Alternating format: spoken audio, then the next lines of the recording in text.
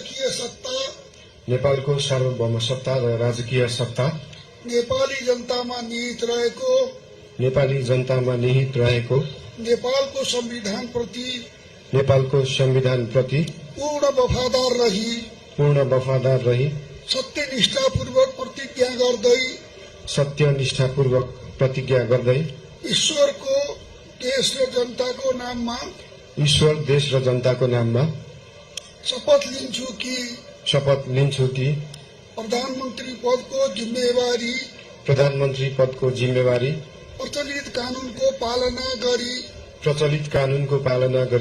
मुलुक र जनताको भलो चिताई कसैको डर नमानी पक्षपात नगरी पूर्वाग्रह वा खराब भावना नलिई ईमानदारीका साथ गर्नेछु र आफ्नो कर्तव्य पालनको सिलसिलामा आफूलाई जानकारीमा आएको कुरा म पदमा बहाल रहँदा वा नरहँदा जुनसुकै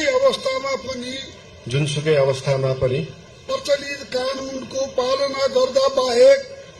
कानूनको पालना गर्दा बाहेक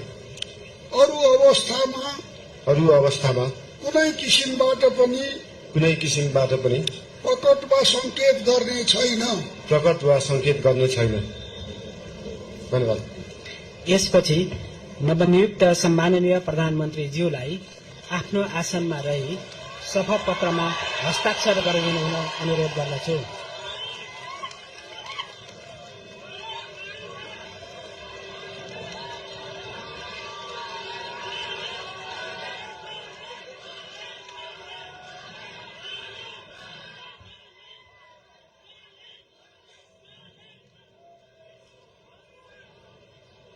सम्माननीय प्रधानमन्त्री श्री बालेन्द्र शाहज्यूबाट प्रधानमन्त्री पदको पद तथा गोपनीयताको शपथ लिने काम सम्पन्न भएको छ।